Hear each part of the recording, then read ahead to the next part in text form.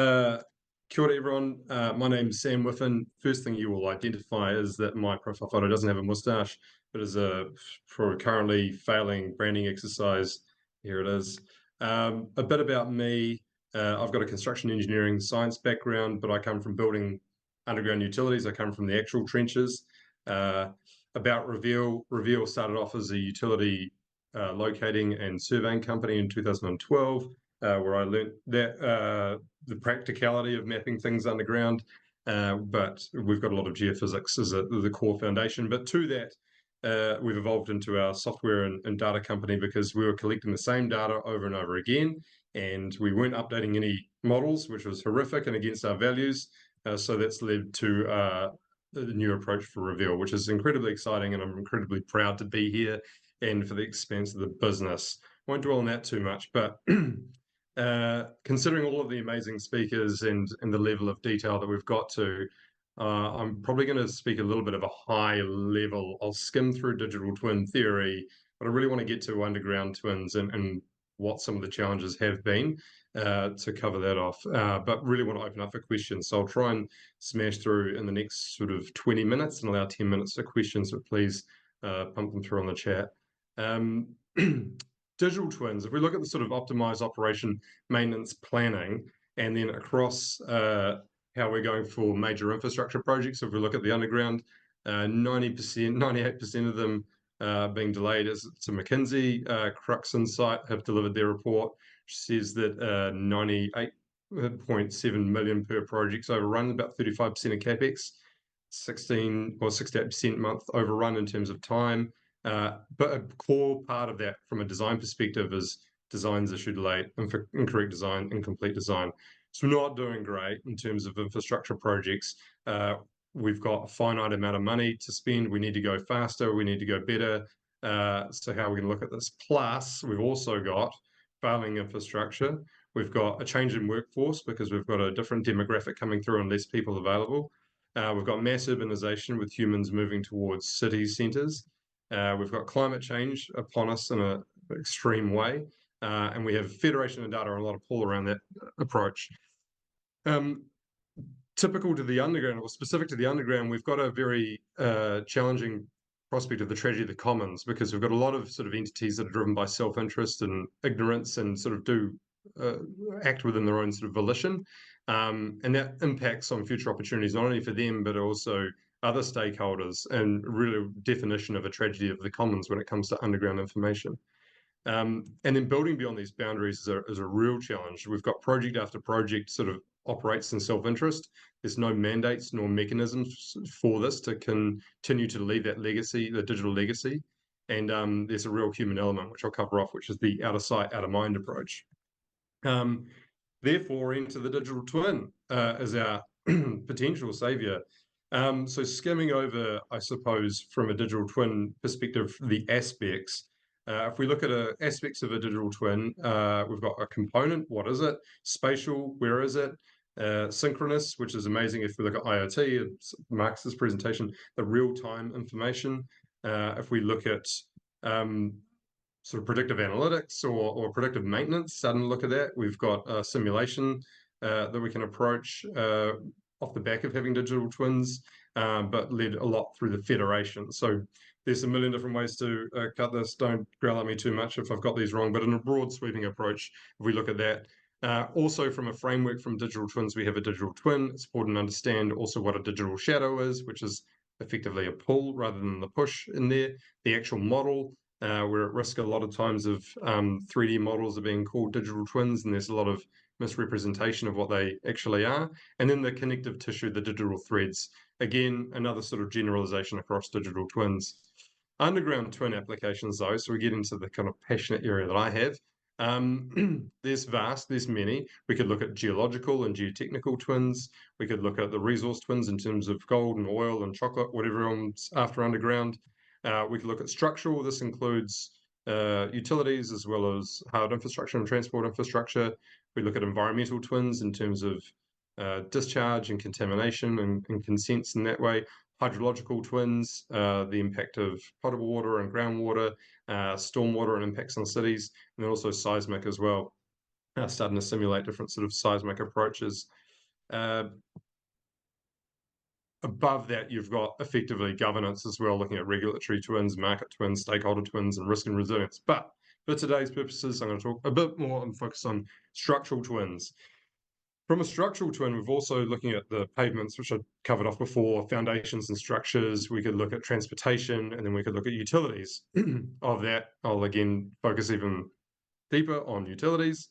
And they have all the core components, right? We're looking at the component around the utilities, what is a capacity and the ontology of these, spatially where it is, and the real-time data with IoT. But really, I want to hone in again on the spatial component of utilities, especially for underground.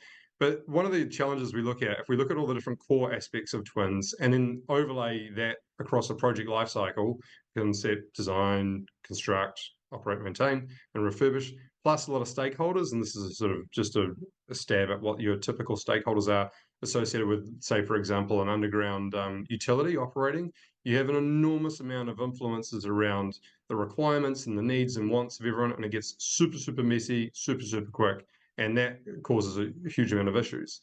So with this particular approach and focusing on the spatial component for underground utilities, it's really fascinating when you start to look at the intent of digital twins, and we're starting from an underground twin perspective to then utilities and looking at the spatial component and looking at, actually, we've only got information that's required from a shadow perspective, and then a stakeholder that might be interested in operation, of which the stakeholder is an operations contractor or a designer. If you look at the digital twin, one of the challenges we face a lot is people see this all-encompassing approach for that, but there's an enormous amount of digital twins that can be built for different specific reasons. And I'll get to what Reveal does. We're only focusing on one small component, which enables a lot of that. But being in the underground is a completely complex environment, which I'll cover off. That complexity compounds how expensive and hard it is to deliver on these digital twins in the subsurface space, but also for what different use cases and case studies. So we can't apply a sort of traditional system approach or system thinking to it. It requires a lot of definition, a lot of governance, definitely at a sort of meta-systemic approach across all these different systems. But as I said before, underground is incredibly hard. It's out of sight. You can't see it. It's really expensive to collect sort of the component data, to collect spatial data, to collect synchronous data when we start to look at sensors across the sort of broad approach of these different, I suppose, aspects of the underground and how they could be fed into digital twins. Because of this, it means that you can't collect it often. Human behavior creeps in. There's sort of bury it and she'll be right, see you later, and that sort of approach doesn't get verified. So there's a lot of accountability there, but also the interpretation, the probability, and the uncertainty adds another really kind of complex approach to it all.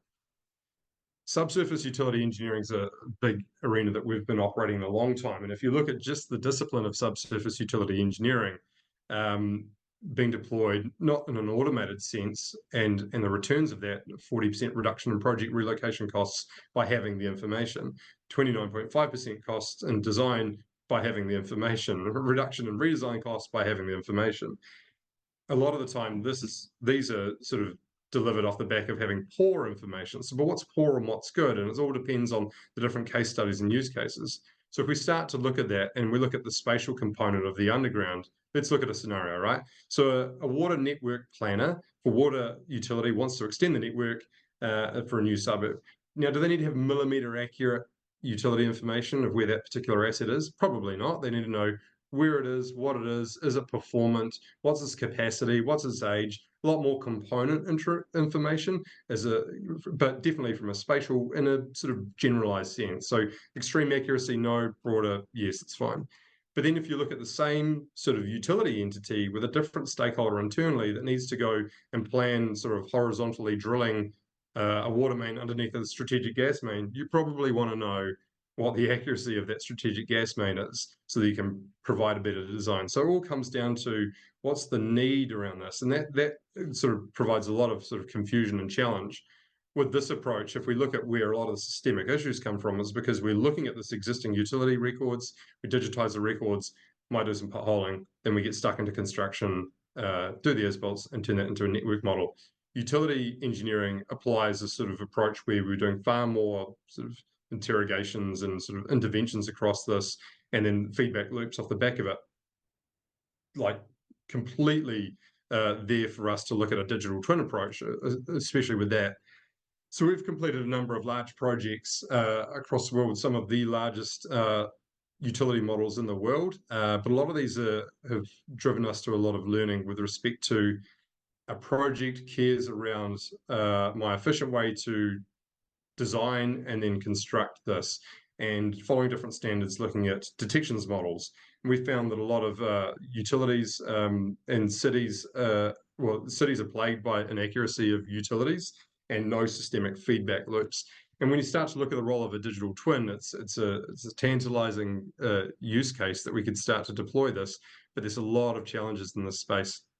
If we look at how we evolve this, we then start to go, well, actually, rather than following standards, and we look at very detailed sort of Socratic approach of I have evidence here, therefore it is this, I do not have evidence here, therefore I can't say anything. It works from like a risk management perspective, but if we start to look at creating synthetic models that fit within the requirements of different stakeholders, you can start to say, well, actually, if I don't have information here, do I have enough information to create these synthetic data sets to do this? So when you look at that from the underground perspective, it's a great opportunity for us to start to build these reliable models with an accurate ontology and then push these sorts of data sets to people make better decisions. And this is what's leading us to create these enormous subsurface utility models. To your point, Kate, and the bravery of Marcus to deliver a live demo. Can do a live demo, but I'll probably get to questions first because I see them popping in. But I really want to sort of cover off a bit more of the challenges that we've faced at a higher governance level. I can talk around the details of this all day and every day, but really the governance and the call to action to this community is around that sort of digital twin approach. These are all fine, these are great, but when you look at a model component, and if you look at a digital shadow, we've got a way to go through and collect that, but what's that temporal component? How do we keep these up to date? So understanding risk is great, but there needs to be an economic system off the back of that sort of meets that. We on a lot of our models and a lot of way that we deploy these subsurface digital shadows to some degree, if they're going to start to enter in towards a spatial digital twin of a utility, then we'd start to look at a temporal component. And this is where we've got photogrammetry coming back in that is spatially accurate. We've got LiDAR scanning and different as-built that come in. That's the sort of leak in the ship, and that's a temporal component of that one particular type of a digital twin.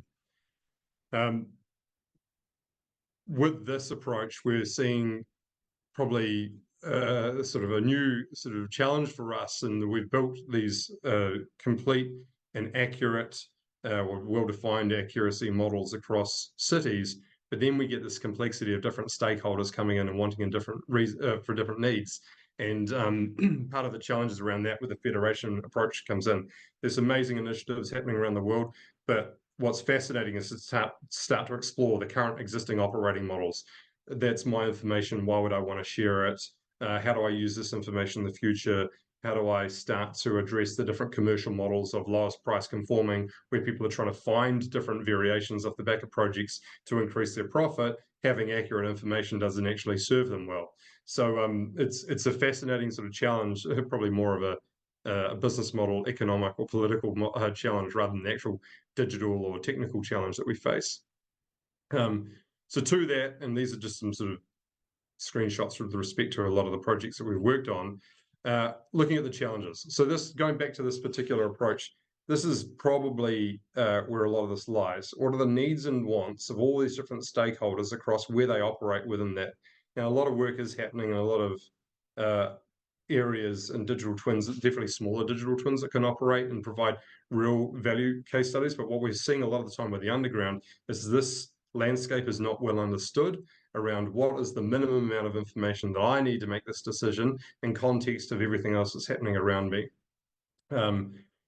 Challenge number 2 is the public versus private approach. If you have the benefit of a city around what would approach, what were the benefits of having the underground twins, of which there could be many, there's a lot of public benefit that can come from that. But then how does the private enterprise fit within across that?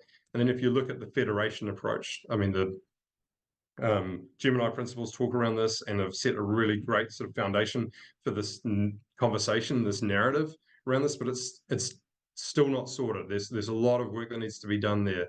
So a core thing that we're working on is conversations with people. How do we start to look at this federation of data? What role does private play? What role does public approach? What's a new economic model? How do we depart from these sort of systemic issues of looking at lowest price conforming and trying to find the sort of areas that can really drive these projects to the efficiency thereafter? It's been proven at a sort of work project by project level that you can find these efficiencies, and digital twins are right there to actually support this and drive this, but the operating models aren't there yet.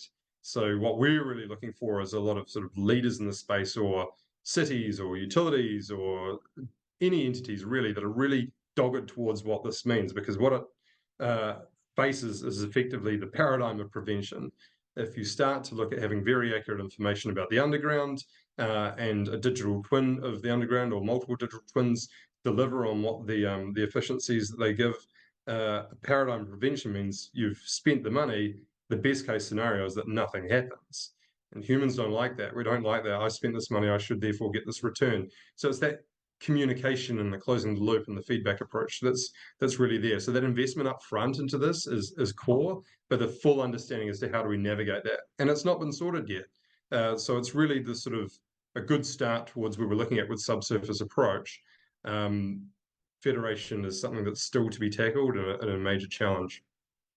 I wanted to race through because I'd rather talk to people than talk at people. So I'll sort of leave it there with Q&A. But really like to sort of have a conversation around this, because I can really dive into a multitude of different areas.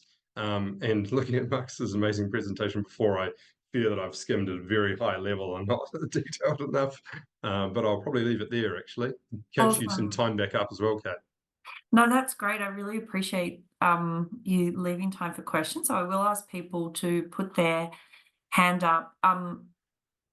The last point you spoke on was one that I really I think our industry is still nutting out. So if you're avoiding costs for someone down the value chain and it's not you, is it government's responsibility? Is that government's role to fill the gap? Or how do we actually create a future where we get a more private kind of public benefit?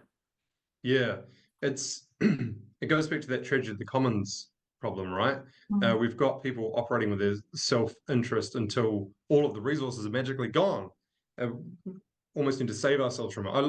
I like the body as an analogy for systems. And let me sort of skim through this and sort of deliver on my bad sort of point. But if you go, a body is your asset. If we could completely do MRI scans of our body all the time, we'd start to figure out where the issues are, and that's that temporal component. But we also have a central nervous system, and our brain tells us, "Hey, tiger, run away." Puddle, probably just step through the puddle. So we look at that sort of decisions-making approach. But a digital twin being that central nervous system, you go, actually, it's really, really good that I take vitamins. And I know I should take vitamins, but sometimes they're expensive or too hard. I just can't be bothered. When you start to look at it, you go, what's the worst thing that could happen is I get really, really sick, so therefore I need antibiotics, or I die. If you look at a vaccine, the vaccine says, I don't care really like what you're doing in terms of your vitamins or like what your management is for when you get sick. So we're going to roll out this approach. And if you look at the role of government, and forget any sort of COVID sort of connections to this, by looking at that role, they're going, actually, we see the systemic issue. We see that everyone's getting sick. We see that these sort of results are, let's actually start to look at that. But how do you start to shift towards, and to your point, people wanting to take vitamins, people wanting to look after themselves? And it's that long-term view. It's that paradigm of prevention. We don't have that temporal component. There's a great quote in Tenet, the movie, where the guy then says, "No one cares about the bomb that didn't go off." So if you start to really sort of look at that approach, it's a real core challenge. I think progressive long-term entities are really starting to see this. I see that profit-driven private entities are picking this up a lot more than the public are, because of just different sort of funding frameworks. Long-winded answer to your question. How do we do it? I think private enterprise is playing a huge role in terms of them procuring digital twins because they can see the bottom line approach. From a public perspective, it's still a really, really murky space, but it takes a lot of bravery. Yeah, it is a complex one. We saw a presentation from the UK on power systems, and really the answer was, well, we're first going to start with regulated industries because we can tell them what to do, and then once you start a movement, you get followers. And I think, yeah, there's lots of different ways for normalizing a future where we're collaborating on a digital version of the world, not just a physical one. Yes. Tori, my favorite question answer. Go for it. Yeah, Tori. Hello. Yeah, I've always got so many questions. I work in the field of subsurface digital shadows, I suppose, as well. Love it. And I'm really curious. I work on a smaller scale, and you have such large scale data that seems to be really high accuracy. So I'm curious about how accurate you get that data. Like, is it millimeters? Is it centimeters? And how are you representing the quality level? I can see you guys operate in Australia as well, so I guess you have like Australian standards that you use too. Yeah. It'd be cool to see a live demo. Yeah, we'll catch up and I'll show you. But for the benefit of the audience, it's define accuracy, right? So it's like it goes back to that point of like how accurate does it need to be? So yes, you can quantify accuracy, but when the little iceberg thing that I showed, if with that interpretation, it's a real challenge. And this is where I think in an engineering aspect, you can kind of protect yourself by hiding behind standards, saying, well, look, we don't really know. It's sort of kind of about here, but like I'm going to not take any liability associated with this. If you start to look at a pragmatic approach, so to answer your question, we follow standards and we say we've done this detection and we've found this thing. But we've got some proprietary sort of data processing called underdots, which doesn't meet any standards. It's like a new thing, we're building it, and it gives you sometimes a sort of high density, sort of like a point cloud of the underground of utilities. Now, you're kind of going, well, I don't know what it is. It's given me a whole lot of detections, but from a business perspective, you're going, well, it sort of lines up with the vector of where that particular existing record was there. And in a commercial, say, I can hydro excavate there, and great, I've just saved myself, 3 hours worth of hydro time, or I've saved myself a massive approach. So you start to look at the accuracy of that. Someone answered in terms of like having that accurate datum. Yes, we do need to have a pretty accurate sort of surface model to hang all the utility models from, but it comes down to the use case. If you're going to be drilling underneath a gas main, when you start to go, hey, look, so the UK standard PAS 128 looks at, I've got these two different detection models levels, that gives me a tolerance of error, say 250 millimeters. The designer can then move away from that. If they can't, then it's a clash and there's a risk associated with that, and then a different action or an opportunity off the back of that as well. How accurate is radar is a massive question, and you can't really answer it because it depends. How accurate is electromagnetics, same thing. How accurate is microwave, how accurate is even hydro excavation. You see the thing, you scan it with photogrammetric, you've got the GPS tolerance of error. So you can get really, really accurate. Typically, people won't get more than, say, you never get more than 20 millimeters absolute accuracy on anything once you start to involve GPS. But it doesn't really matter. And I think a lot of people are driving towards having hyper accurate models, but that costs a lot. That sort of prevents us from doing the work. You need to look around, what is the minimum amount of information I need to make that decision? And accuracy is variable. But let's connect because I love your question. No, that's awesome. I face the same challenge of the trade-off of accuracy versus what information you actually need. So it's cool to hear from someone else. Thank you. Cool.